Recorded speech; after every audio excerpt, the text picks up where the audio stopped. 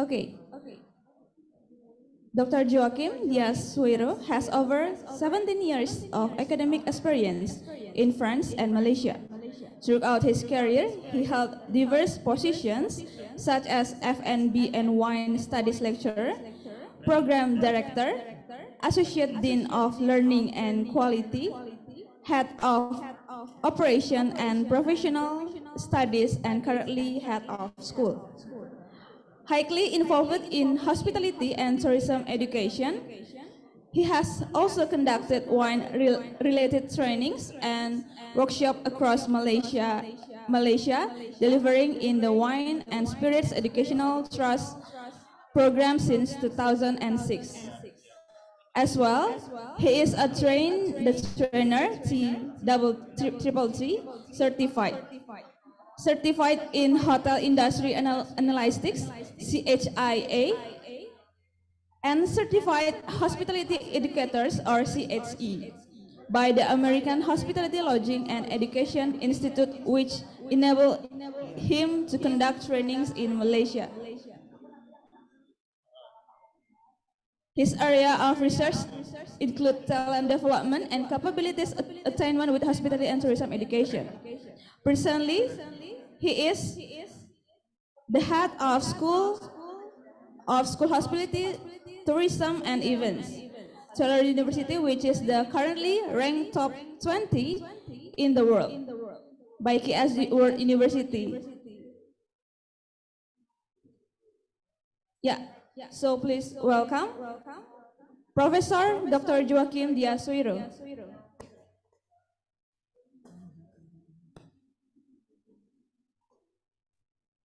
All right. Good morning. Good morning, everyone. Are you able to hear me? Loud and clear?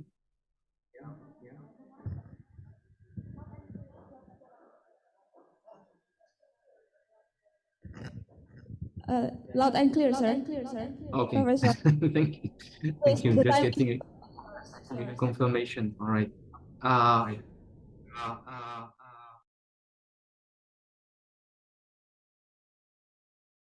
Okay, now you should be able to see my screen.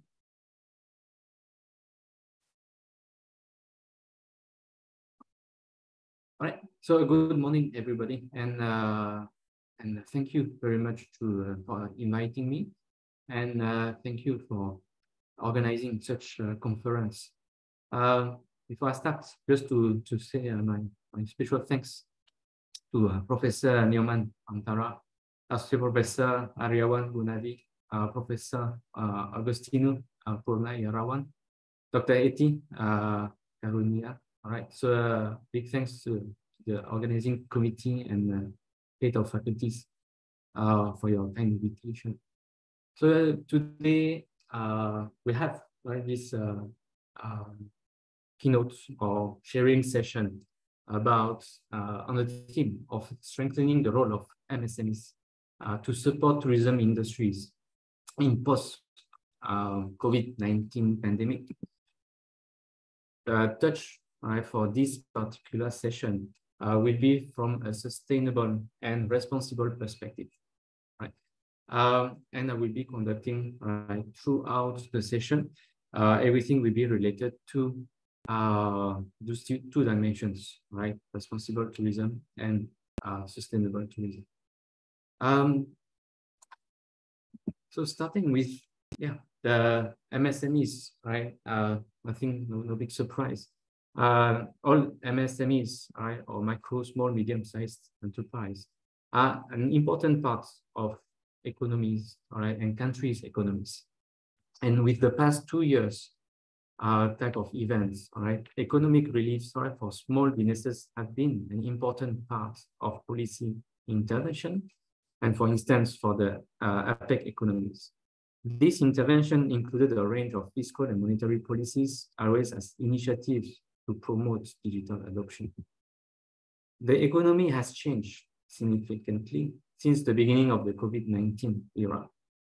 In some countries, right, new MSMEs schemes were announced to facilitate the conduct of business, and it is expected that the new directions will pave the way for strengthening and developing MSMEs, leading to more growth and economic activity, as well as job creation.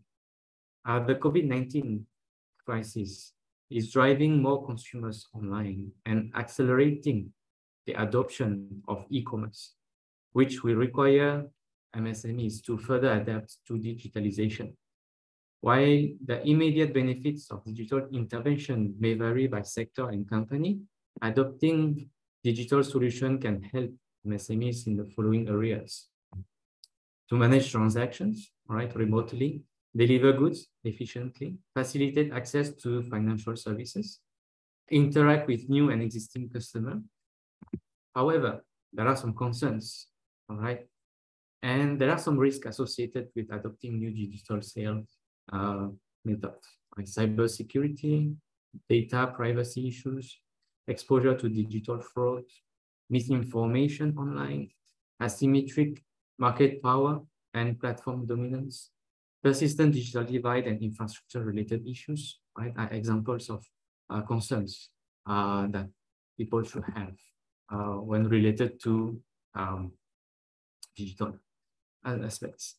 So supporting MSME's digital effort during the COVID-19 requires a two-pronged intervention by policymakers to enable MSMEs to overcome digital challenges while meeting sustainable development requirements. Small enterprise may gain a firm foothold in the economic market and develop steadily to promote economic growth. Evidence on the COVID-19 crisis impact on the MSMEs from businesses and surveys indicate several disruptions and concern among small businesses. So more than half of the MSMEs face severe losses in revenue.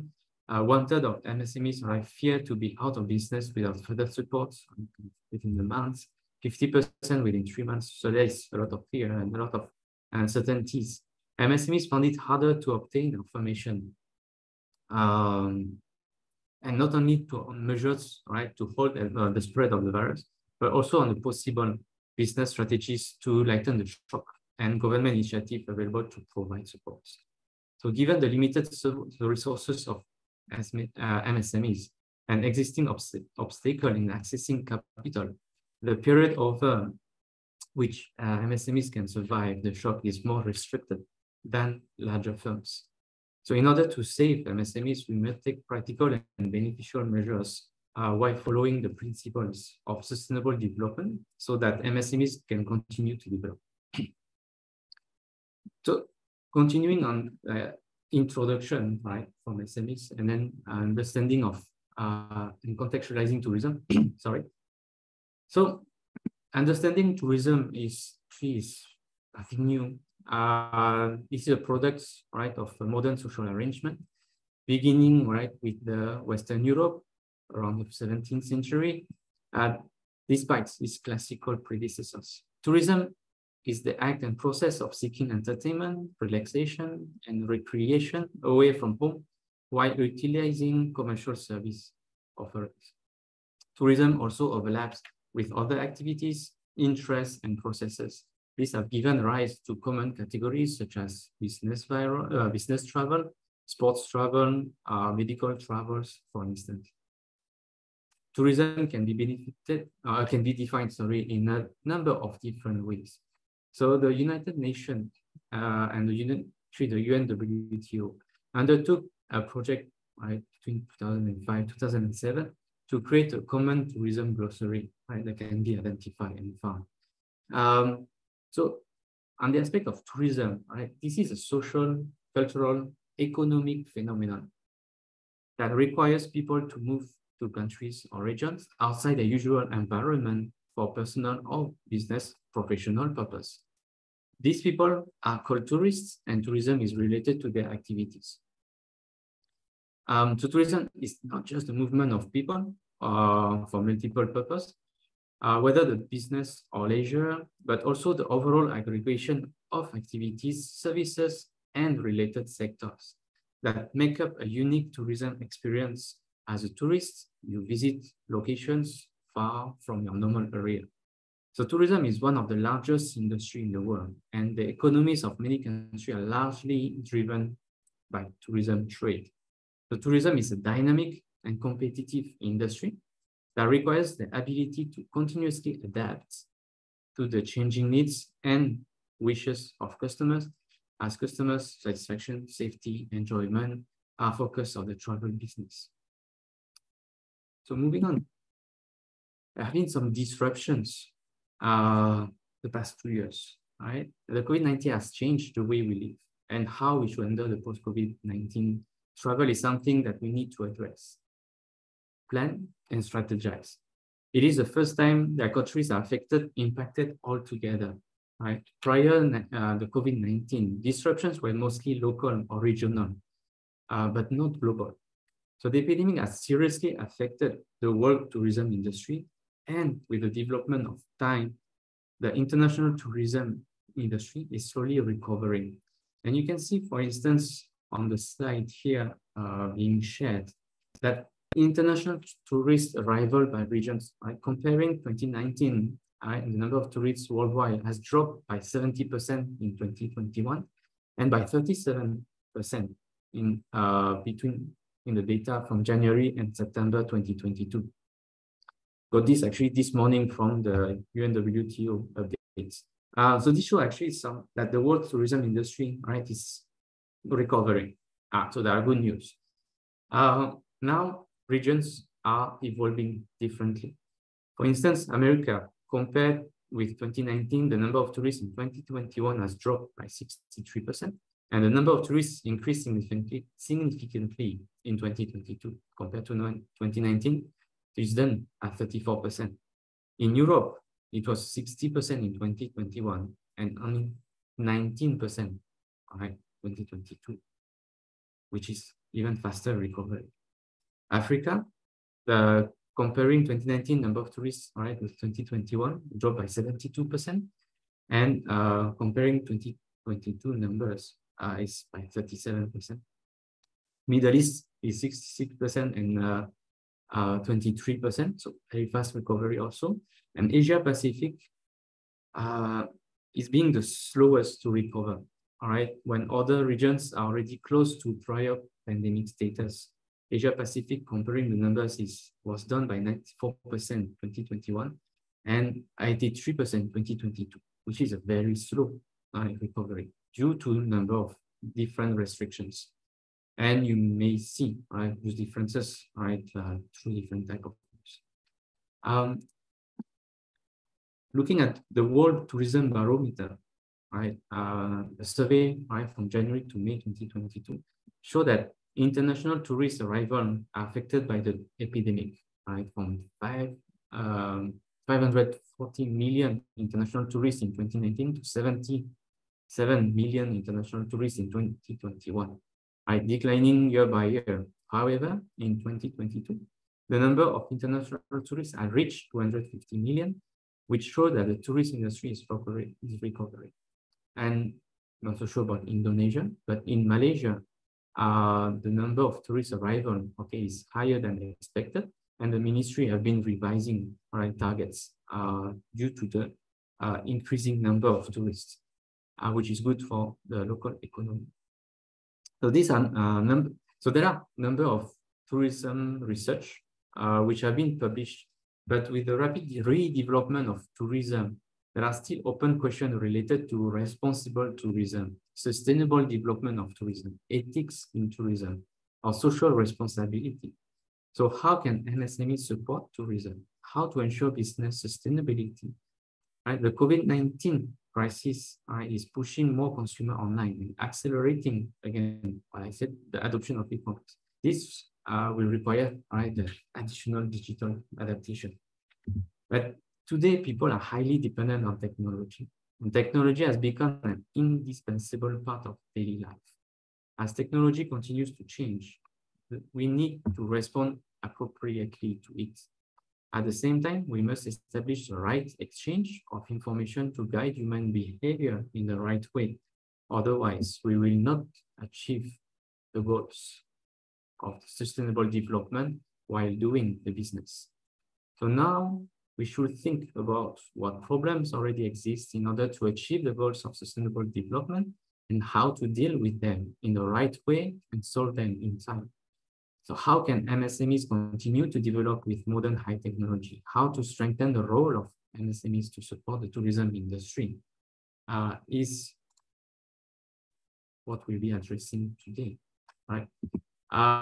So opening to this presentation, right? So I will be addressing these couple of points, right? Understanding the responsible tourism issues and problem faced by companies, talking about governance, talking about workforce changes, adaptations, innovation and technologies, digitalizations, right? Or digitalized world, and sharing economies, right? Related to tourism.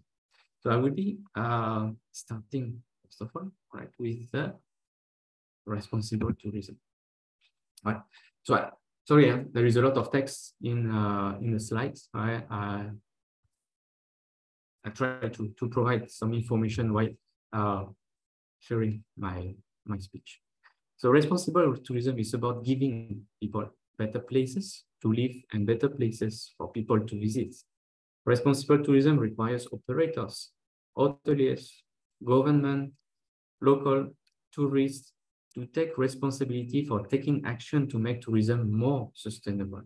Responsible tourism was defined in Cape Town in 2002 with the World Summit on Sustainable Development and adopted by the World Tourism Market on World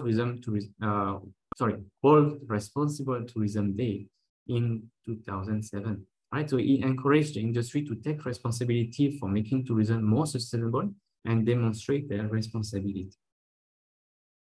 So how can this responsible tourism, right, take different forms? So it can minimize negative economic, environmental, or social impact. It can create greater economic benefits for local people, enhance the well-being of their communities, and improve the working condition and industry access. Involve local people in decisions that affect their life and life changes. Make positive contribution to the protection of natural and cultural heritage and the preservation of world diversity. To provide a more enjoyable experience for tourists through more meaningful connections with local and a greater understanding of local culture, social, and environmental issues. Can provide access for disabled and vulnerable groups. Have to be culturally sensitive, generate respect between visitors and hosts, and build local pride and confidence. So behaviors may be more or less responsible, and responsibility is a particular place, depends on the context and culture. So you have heard about these sustainable goals, right? In September 2015, United Nations Sustainable Development Summit adopted the 2030 Agenda for Sustainable Development, and this new framework for international cooperation, right, to promote sustainable development from 2015 to 2030, consists of 17 new sustainable development goals, SDGs, and 169 targets. The framework of the 2030 Agenda for Sustainable Development is a call to global citizens through sustainable development negotiations. There is a need to advocate for sustainable development and make society more aware of human rights with an increased emphasis on gender equality and women empowerment with a particular focus on income inequality, climate change, and biodiversity loss. The SDGs seek the realization of human rights for all and apply universally to all people in all countries, both developed and developing. So now looking at some ethical, right, ethics in responsible tourism. Right, so the people in the tourism industry are not being vetted by society, government, organization to check if they have any moral or social responsibility. Whether tourism leaders will make decisions in favor of sustainable development and whether they can demonstrate that they can actually have an ethical and social responsibility for the tourism industry will be a long-term observation. An ethically responsible tourism minister would make a huge contribution to the local tourism industry while also promoting sustainable development. So I put just an example here of what happened in Sarawak. All right, so promoting the local products and promoting the destination for Singapore targets to go and explore, right, about the beauty and the treasures, right, from Sarawak, right? So the full support, okay, from governments, right, is actually allowing the region to develop and gain from tourism.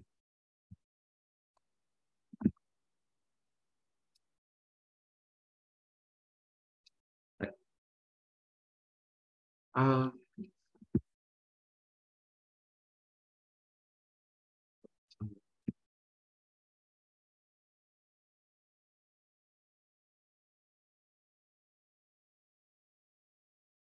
Sorry. Okay, I was confusing this case. All right, so focusing right on the achievement of responsible tourism. All right, so focus on the most influential stakeholders, right, especially those with broad and strong legitimate influence in tourism, and those affecting key parts of society or the natural environment. All right, so identify the influential people in the tourism world, able to influence key parts of society or the natural environment. The question of sustainability comes down to who makes decisions and whether they make decisions that are conducive to sustainability. So that demonstrated moral and social responsibility is critical. And so we hire people in key positions who can demonstrate social and moral responsibility. Actually, also another examples of when you have, another example of what happened in Malaysia. Right? So when we have the right people, things tend to change faster, right? And things tend to change with the meaningfulness. Right? So this is what happened, for example, in Pahang, right? When the heads, right, were actually impacting and contributing to, here in this case, tourism MSMEs, I think, in the region of Pahang. So talking about issues and problems faced, the technology plays an important role during a pandemic, right? Much of our real life has been transferred online through technology, and we can see demand and supply adopting the technology more and more. And due to the continuous development of science and technology, people's dependence on technology has increased, which has changed the way people live and work. People don't want to waste time waiting. They want to seek variety in their lives, trying to balance work and family life. It is not the technology itself that makes this happen. Technology is just a tool. It's the somehow problem is the people, right? And people decide actually how to run the technology, whether how to use it. Right, so understanding the human nature, right, allowed us to understand our human problem, our human value orientation, our human invention, right, that actually created different type of problems. With the rise of tourism, and in order to attract more tourists, many hotels promote sustainability on their websites and tell consumers that they have made a lot of changes to this end towards sustainability. So hotels put their best facade online, best pictures online. And when customers visit the website, the hotel tries to let the customer know as much as possible, right, that they are doing a lot of good for sustainability by staying at the hotel. The problem is hotels don't show customers what they really have. And there aren't many pictures of hotels that actually represent sustainability on the hotel website. Something sometimes intangible, it's difficult to capture. So what's even more ridiculous sometimes is that some hotels, in order to promote sustainable development, show some pictures that have actually nothing to do with sustainable development, or pictures that are completely inconsistent, right, with the actual hotel. Right, so there are many consumers who want to know more about the hotel and find out, right, that the picture displayed by the hotel are not what they expected. or the actual hotel is not as advertised. So this can then feel kind of cheated and even misunderstand sustainable development. So there are some solutions that could be applied. Hotel, right, need to benefit the local economy and landscape, need to develop a sustainable development policy, need to be committed, right, to limiting its impact on the environment, work closely with local communities, encourage guest participation, right? So examples of what can be done. So I will show you some examples.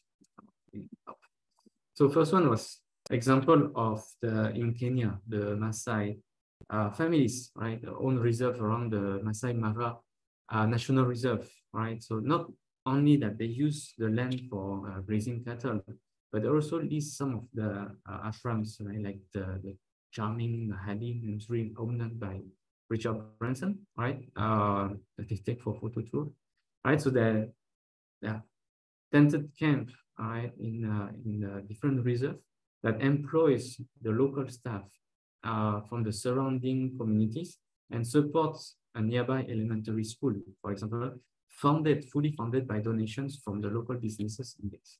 Right, so this is how money generated contribute back to the community. More on environmental matters here. For example, this 32 rooms or 39 rooms, sorry, Casa di Langa located in the vineyards of Italy's Piedmont wine region, right? The hotel is working to make its operation carbon neutral by using 100% reclaimed water for practices such as irrigation and agriculture to achieve sustainable operational goals. Right? I'll show you another one. Oops. Okay.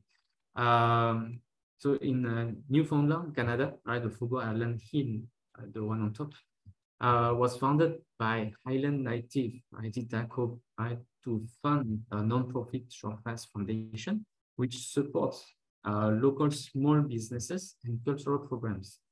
Interestingly, our organization publicly tracks where the hotel money goes each year through economic nutrition labels, right? A bit like the nutrition labels on food. So for example, like 49% goes to the labor, 12% goes to the food and room supply, 65% can go for economic benefits distributions, right, to Fogo helping, and profits are limited, and only actually 3% go back to the shareholders. Another one, so the one at the bottom in Baja California in Mexico, there is 35 Suite Paradero Todos Santos, right? So it's the name of the hotel, created by Mexico City Poland architects, located in a small farming community, right, on formerly cultivated land. So it's a 100,000 square foot botanical garden, contains more than 16 native plants species, including red sand verbena and Mojave yucca. So all these plants grow naturally in this climate, allowing the garden to flourish while the surrounding guests experience immersive encounter with native plants. Right, so it's kind of activities that some hotels have been doing in the sustainable or responsible understanding. So in terms of governance, right, political consumptions, right, it's a new mode of political activity based on personal responsibility. The growing role of political consumptions underscores the growing awareness among citizens, especially younger generations, of the politics behind products and the complex social normative environment in which production and day-to-day work take place. Political consumerism is an important feature of the global tourism system and tourism ethics. And there are different forms of political consumerism. And here can find so four main factors, right, that can influence it. Innovation, right, of the new technology and communication, right? Specifically the social media platforms such as Facebook or Twitter, for instance. The campaign in social movement, anti-pollution campaign, consumer rights campaign, anti-smoking campaign, etc.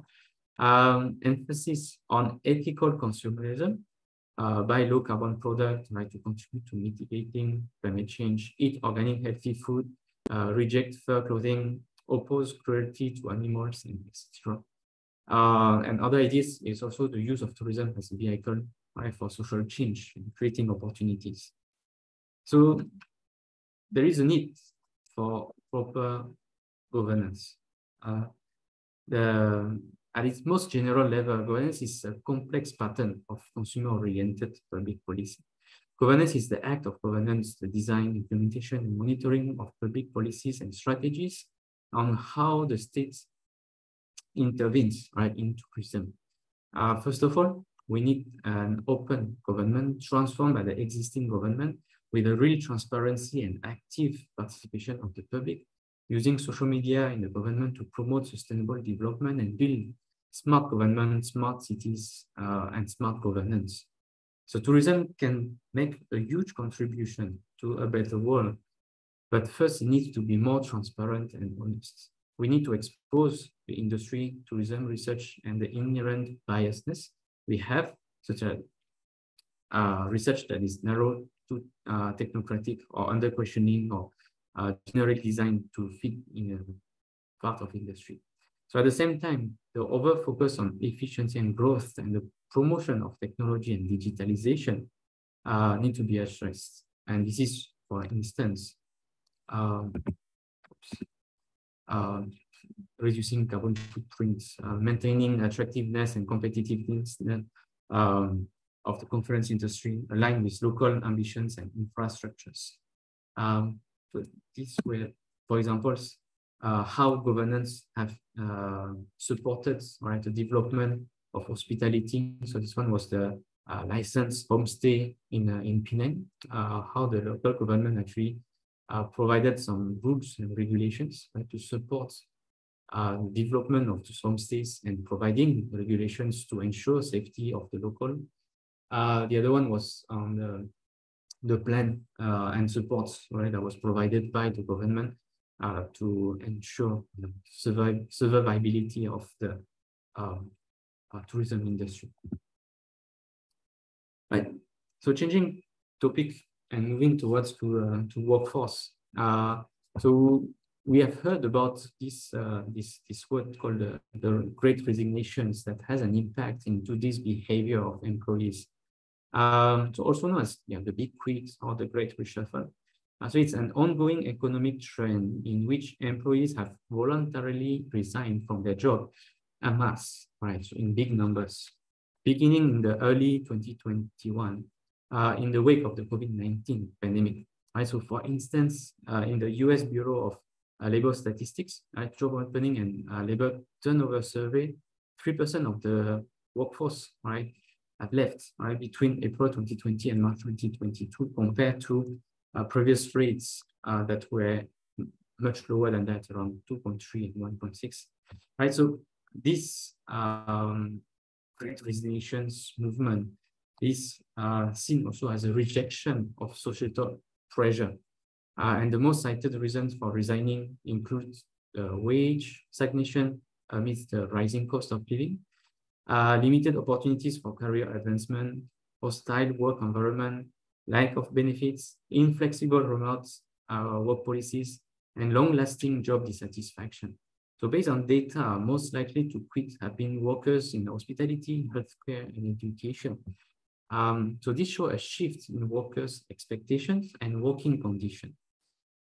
And this shows the particular attention to be paid towards the staff, right? And to not underestimate the importance of taking care of them. Right. So how to deal, right? So there are some literature talking about how to deal with the Great Resignation. So they're looking at giving them more time off and support. So of course, need to look at whatever is possible within the company. Companies can offer more relaxed work arrangement, including remote work, hybrid work, and flexible schedules. Instead of making death top-down kind of decision, company needs to listen what employees say, what they want, what they need, need to negotiate, right, higher wage. The employee negotiate promotions. And there are things, right, changing. Just came back from France, and they're already changing the how they allow staff to work in the different restaurants. Very seldom they practice the split shifts, right? So most probably because it was used to be a practice even recently. So now they go in different type of shifts. They allowed more flexibility in the timetabling or rosters. And yeah, so the workers are being more engaged, okay, in the working environment. So the other areas, okay, on the staffing is related to the emotional intelligence and the importance of empathy. So the emotional intelligence is especially important for hospitality and tourism because it serves as dual purpose, right? First, a higher level of emotional intelligence is critical to provide successful service delivery. What is needed is to solidify customer loyalty, and it's a service that the wow and delight guests through a highly personalized touch. Right. So to achieve this, employees must be able to anticipate the specific needs of customers before they actually put them into words. So those kind of anticipations, right, are when the staff actually being involved in the work. A high level of emotional intelligence among hotel managers is essential to building a strong team, right, willing to give all, whether in the kitchen, the restaurant, housekeeping, or receptions, right? So in a team that values empathy and has a culture of empathy and understanding, employees are more likely to feel and perform at their best. Not only does this lead to a better guest experience, but it should have a significant positive impact on employee retention level and absenteeism. And on the aspect of innovation, all right, and technology, so many hotels are actually promoting themselves, right, with the goal of sustainable development and exemplify many things related to sustainable development, such as energy saving and emission reduction, reducing water pollution, reducing greenhouse gas emission, and so on. However, when customers visit the hotel website, the content displayed on the hotel website does not fully match the content of the hotel promotions. So for example, right, the hotel pictures displayed on the hotel website will not match the picture consumer expects about sustainable hotels. Right? So we need to think about what kind of visual effect consumer really expects. Also, in some cases, consumer can be confused or can get very confused. If a particular hotel says that we are a sustainable hotel because we have a very energy efficient heating system, we don't waste water, but there are also consumers who are concerned that this particular hotel will use less water. So how do they manage water? Right? Is it going to impact the bathing and showering? If the hotel uses less energy, does that mean that the room will have some impact, maybe on the air conditioning usage and so on? So then the guests will question, right? So what's the point of my stay in this hotel? What are the benefits for me to stay here? So it has to be clear, right? Is what the hotel intend to do and still fulfilling entirely the needs from the customer. So when most consumers talk about sustainable hotels, they may have a single idea and do not fully understand the operating model of sustainable hotel. Sustainability that customers expect can mean personalization of products, authentic country experience, small hotels with local architecture styles, right? And to achieve sustainable development of the hotel, so there are different needs, right, that I put in the slides here. So the need to identify standardized elements of sustainability that resonate with consumers from different parts of the world. The need to consider the customer expectation for sustainable development, and this what's the customer actually what is the understanding of sustainable development, such as high satisfaction and good quality. So they are not any good photos of sustainable tourism. Some of the sustainable tourism photos posted online can look bad, which does not serve the purpose of promoting sustainable tourism.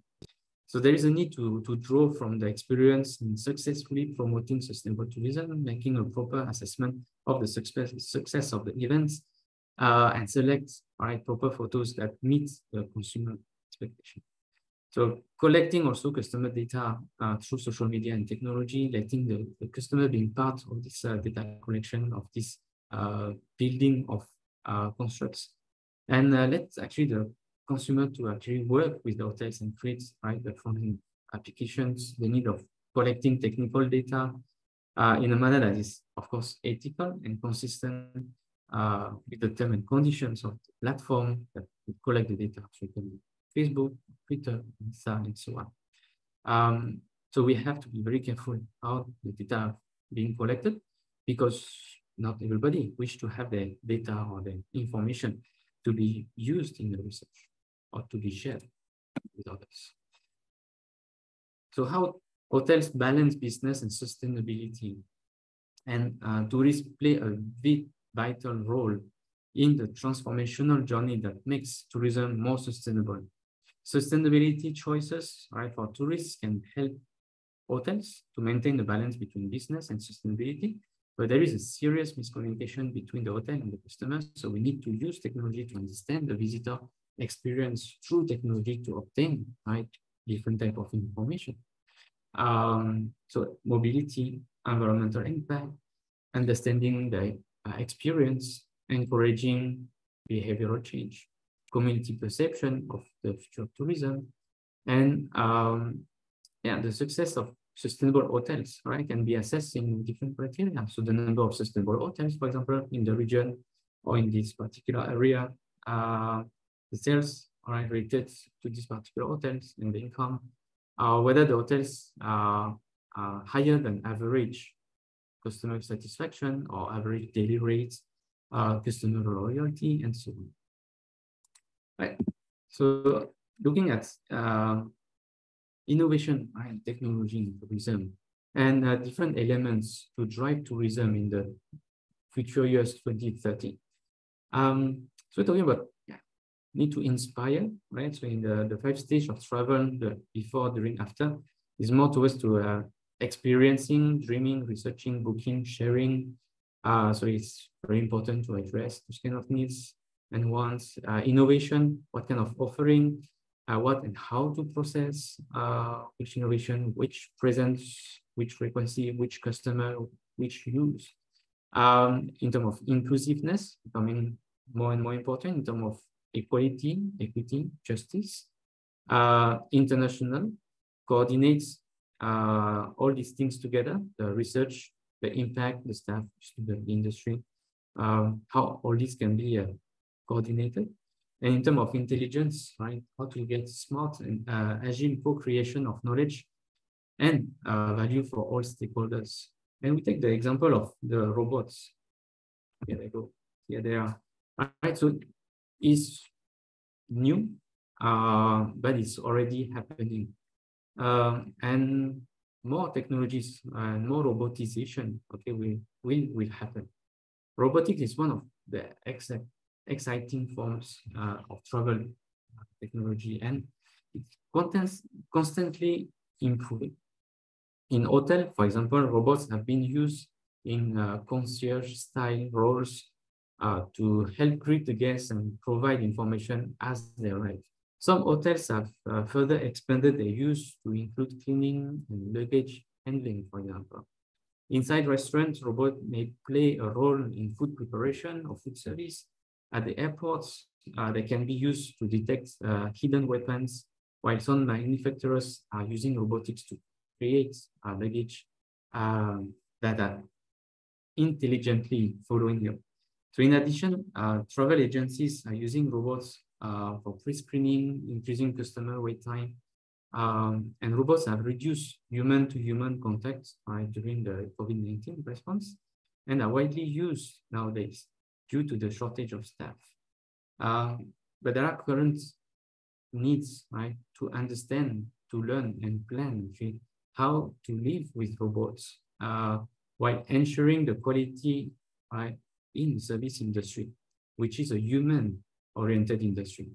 So there are changes to pay attention and research to make to understand further what is happening. So big data is also an important factors and have contributed highly globally.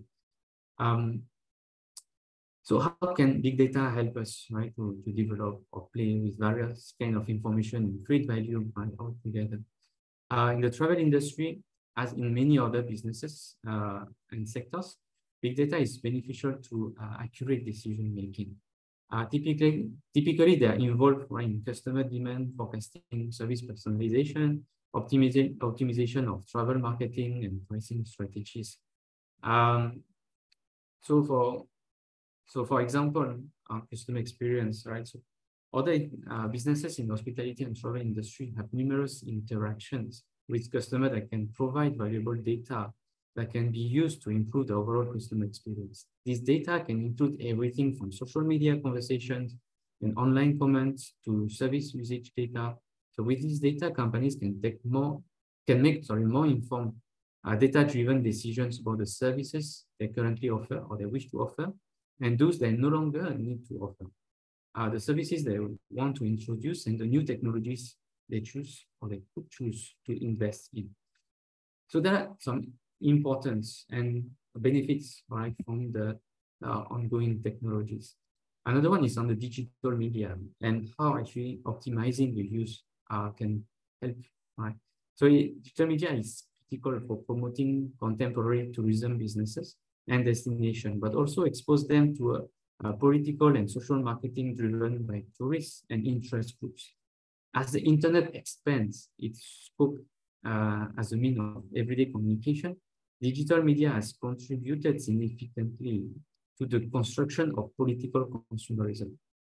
Digital media, especially social media, have made it easier to engage consumers to express grievances and personal beliefs, leading to the emergence of new forms of online global social movements, also called cyber activism or internet activism, or click activism. The most common way to get involved in politics and have political agency outside of politics. So the internet has spawned the growth of web-based social and political activism as it enables international audiences to engage with international issues, especially the environment and human rights. So the advent of new digital media has increased connectivity, which is critical to contemporary tourism businesses and destinations, but also expose them to consumption and interest group-driven political and social marketing. So digital media technology is both a source of information and a mediator of ethical activism for clients who argue that, for example, boycotting engagement can be interpreted as an ongoing practice rather than a one-time engagement. So those are different points, and I will be ending now on the sharing economies and understanding actually how it contributes to tourism by using also some examples that we all know. So the origin of this sharing economy is to share goods instead of transactions, to share resources. Since the year 2000, the sharing economy has truly become a business model and has begun to be dominated by platforms, and the service industry has grown significantly. The sharing economy is defined as an economic system in which assets and services are shared among individuals. An economic model that allows consumers to share in the creation or use of product, goods, and services. It is used as an umbrella term for many different services applications. So the sharing economy can be described as an economic model in which individuals and groups share goods and resources in a collaborative manner, thereby making feasible assets a service. The advancement of big data and online platform has promoted the development of the sharing economy, which is one of the fastest growing market phenomena in history. Since, for instance, since 2010, investors have provided more than 23 billions in venture capital funding to startups using the joint stock business model. Right, so the case of Airbnb. So Airbnb is a peer-to-peer platform that helps people to generate additional income. Yes? Professor Joachim? Yes? I'm sorry, the time is up because we have to continue to the next session. I'm sorry. Okay. Yeah, the time All is right. up. Okay, can I get 2 minutes just to finish the conclusion then? Okay, yes, please, Professor. Okay. All right, then I will just move towards to the conclusion. For information, I will be sharing my slides if you wish to have it, so you can have a look at the content. So in terms of conclusions, yes, I just wanted to share, right, how actually the future development, right, trends needs to integrate technology and tourism to explore sustainable development, balance the growth rates, right, and efficiency of tourism. Sustainable tourism helps to ensure natural resources in tourist destinations are not overexploited, right, and provide continued long-term economic activity for local and adjacent communities. This is where policies and regulations become very important. MSMEs have great development prospects.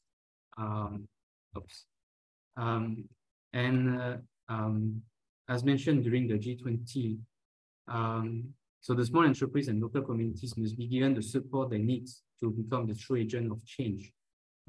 As leader of the G20 economies met in Bali recently, UNWTO has stressed the importance of empowering grassroots actors as well as MSMEs in order to drive sustainable and inclusive transformation and build greater resilience, right?